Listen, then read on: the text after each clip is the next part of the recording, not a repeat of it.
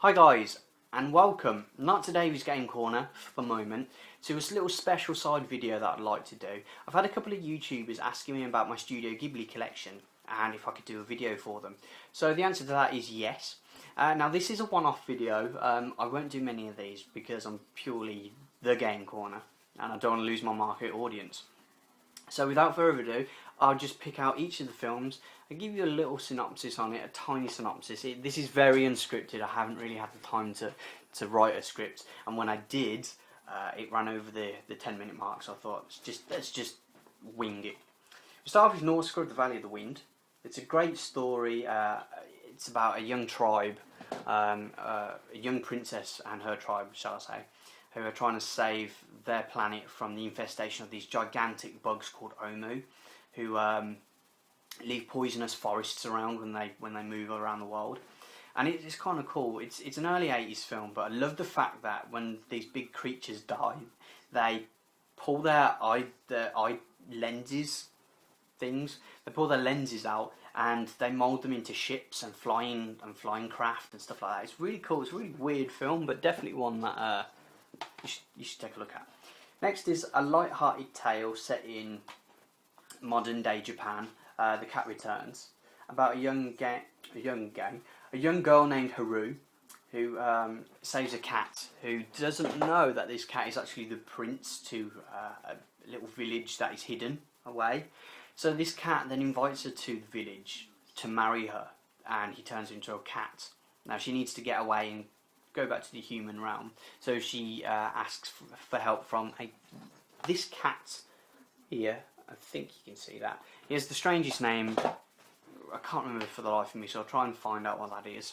It's a great story to get into. Next we have Pom Poko, which is set in early 90s Japan. And it's when their population increased quite heavily and they needed to make more room, so building contractors would go out and destroy the land, destroy the forests and the beautiful wildlife. And these raccoons have had enough of that and they're worried that their species is going to be wiped out. So they learn to transform into people and monsters to try and scare off the developers, to try and sabotage it. And it's a great little story.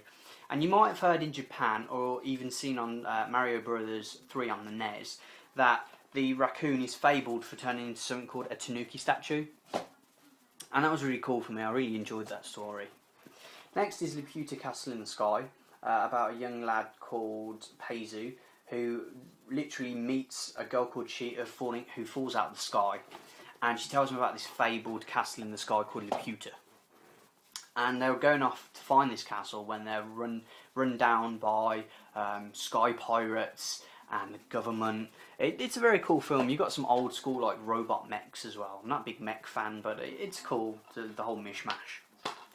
Next is Kikis Delivery Service, about a young witch called Kiki, voiced by Kirsten Dunst, who wants to live on her own and start up her own little business. So she moves off to the big wide open cities by the sea to try and find what she can do in life. And she runs into a young pregnant lady who needs help. So she helps out by setting up her own delivery service. It's a light-hearted tale. There's some sequences of danger and peril, but other than that, it's very cool. And just to let you know, I have done those two in the wrong order, but never mind. Next is one of my favourites, which is Howls Moving Castle. This is the limited edition, which only had a short shelf life before they removed it for a standard-looking edition. It's from the it's set in a really weird era. I would class it to like the 1800s Europe style. And it's about a young girl named Sophie who bumps into Howl. And she's unfortunately turned into an old lady by the jealousy of the Witch of the Waste. So she goes off in search of Howl's castle to try and help her break the spell. Unfortunately, she cannot tell him, as that's part of the spell. And it's a great story, lots of magic, some beautiful animation. Definitely one to get into. Now, this next film has been classed as the Star Wars of animated features. I can see where they're coming from. It's Princess Mononoke. It's about a young warrior Ashitaka who receives a poisonous wound after saving his village from a demon. Now he's then kicked out of the village to either find a cure or to die on his own. So he's kind of screwed in a way. And then he meets up with Princess Mononoke, who's head of the Demon War clan. And her part in the story is that she's trying to save her forest and all the animals from the destruction of the human race. Who it's set in sort of like an Iron Age era, where they're mining for ore to build weapons and bullets and things like that. And it's sort of like a crossbred story where Ashitaka is then in the middle of this, trying to save both the humans and the animals. And it's a great little story. Next is a short tale called My Neighbor Totoro, about a young family that move into a new house, awaiting their mother's recovery from hospital.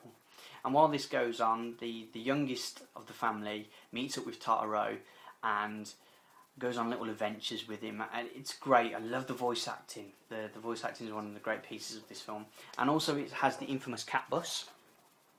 Next is Grave of the Fireflies, set in World War II. It's about a young boy and his sister Seita and his little sister Setsuko. Unfortunately, their mother is killed because it's obviously World War II and it's set during when the bombs dropped and things like that. And it's a very sad story. There is not really anything happy in this film.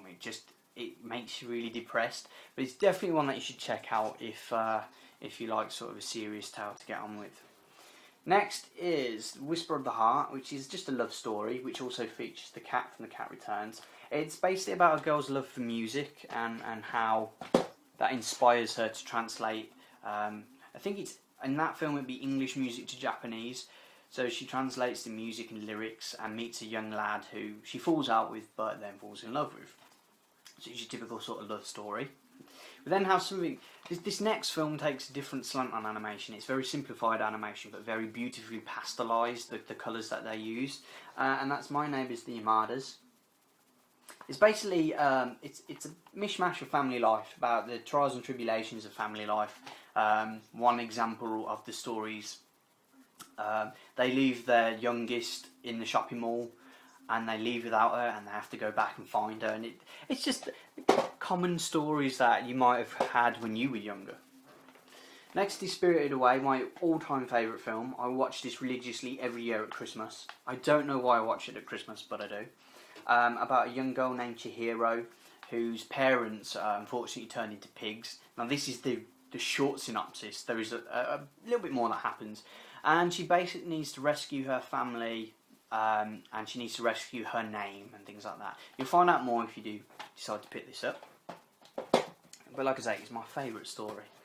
Only Yesterday is the next one in the collection.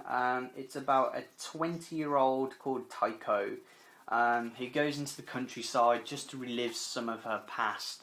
And we then go into a young Taiko, where she's growing up. And she relives all the memories of things like school and romance and things like that. Next is another one of my favourites. This is Tales from Earthsea.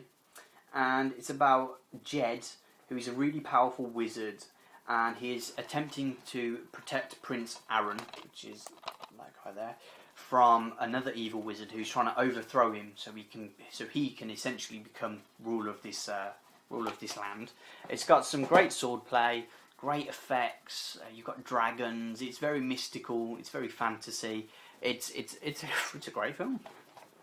And finally, based on The Little Mermaid, this film came out last year, and it actually featured in certain cinemas. I know that Howls Moving Castle did as well. It had a very short span in the cinemas, and had a quick release onto DVD after that. And it is Ponyo, and it's about a young lad named Sosuke who finds a goldfish out in the sea called Ponyo, who doesn't want to go back to the sea, and then manages to transform herself into a human.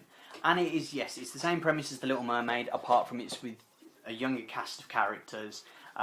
It's not really a love story, it's more of just a comical, beautifully animated adventure. Right, now last time I did this, the camera fell on the floor and I had to film this whole scene again. There's the collection for you guys. And the ones that I'd pick out would be Pom Poko, Spirited Away, Ponyo, and Howls Moving Castle.